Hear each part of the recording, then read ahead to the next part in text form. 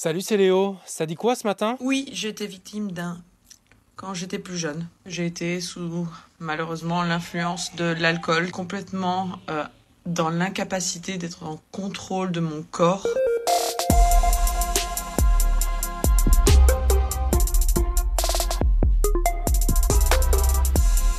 C'est un fléau peut-être encore plus grave que ce qu'on pensait.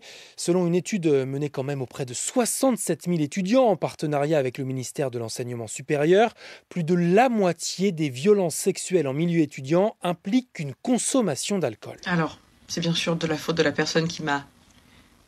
Je suis qu'une victime, évidemment. Mais, s'il vous plaît les filles, les garçons, ne vous mettez pas dans des états seconds. Elle, c'est Olivia Morel, qui ne précise pas forcément sur TikTok si elle a été victime en milieu étudiant, mais c'est un témoignage que je voulais te partager sur ces liens entre alcool et violence sexuelle. La boisson n'est pas la cause de ces faits, mais elle les aggrave, selon la présidente de l'Observatoire des violences sexistes et sexuelles, Gaëlle Berton. Pour les victimes, être en contexte festif est une difficulté à comprendre ce qui s'est passé, à réussir à mettre des mots dessus. Et les auteurs, eux, de leur côté, c'est vraiment cette notion de déresponsabilisation, de dire bah oui mais je savais pas ce que je faisais et du coup l'alcool vient faciliter, justifier ce type de violence. Et la culture de l'alcool festif qui excuserait tout, on la retrouve partout. Ce genre de paroles de Favé et Gazo romantise la consommation d'alcool et c'est un problème quand on sait que certains établissements de nuit ne font pas du tout de prévention. Rappelons quand même ici que l'alcool n'est pas du tout une excuse pour un agresseur, au contraire pour la justice, c'est une circonstance aggravante. Alors si tu as besoin d'aide ou d'écoute, un numéro de téléphone à retenir, c'est le 39 19.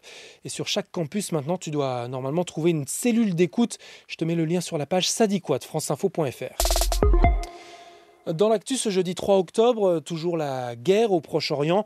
Israël a bombardé cette nuit le centre de la capitale libanaise Beyrouth. 6 morts dans un bâtiment du Hezbollah. Plus au sud, des soldats israéliens sont bien entrés au Liban.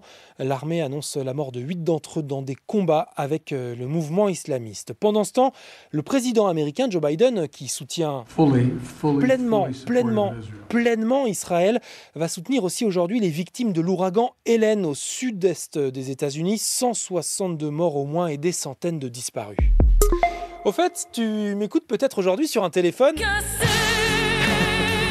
Ouais, je suis moi-même le spécialiste. Je pourrais avoir un abonnement chez le réparateur comme de plus en plus de Français.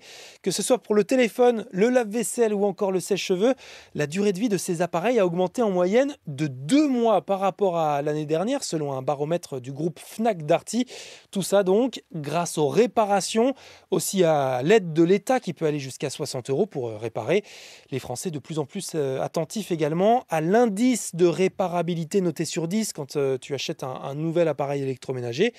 Et puis la qualité s'améliore chez certains fabricants. Mais comme le note mon collègue Raphaël Aubry, il y a quand même toujours des progrès à faire. 62% des clients interrogés n'ont jamais essayé, considérant pour la plupart que leur objet est irréparable. Marre de ces nullards, marre les amis, oh là, faut faire quelque chose. Vous êtes tous nuls. Bon, sinon il y en a un autre qui a peut-être besoin d'être réparé ce matin. Vous pensez ? Moi, je pense pas. Pourtant, le Real Madrid de Kylian Mbappé a été battu par Lille. Et c'est terminé. C'est un exploit XXL, c'est un exploit monumental. Victoire 1-0 du LOSC d'un certain Ethan Mbappé, le petit frère. Un exploit, ouais. Le meilleur club du monde n'avait plus perdu depuis 36 matchs. Mais en face, hier, il y avait un très grand gardien, Lucas Chevalier. C'est pas un hold-up ce soir. Tout le monde a été énorme et j'ai envie de dire que c'est historique. C'est incroyable. Les vrais supporters, ils y croyaient tous. Les Mbappé, les Bellingham, les Vinicius, tous les meilleurs joueurs qu'on regarde à la télé. Et c'est Lille qui les a bouffés. Et ouais, encore un exploit français après les 2 victoires de Brest en 2 matchs de Ligue des Champions. De quoi inspirer peut-être l'équipe de France de futsal en demi-finale de la première Coupe du Monde de son histoire ce jeudi à 17h. Et ce sera contre l'Argentine. Et ouais, encore eux. Et l'espoir, peut-être. Et l'espoir, peut-être. Ah, les souvenirs. On espère une fin différente. C'était Léo de France Info. Allez, ciao.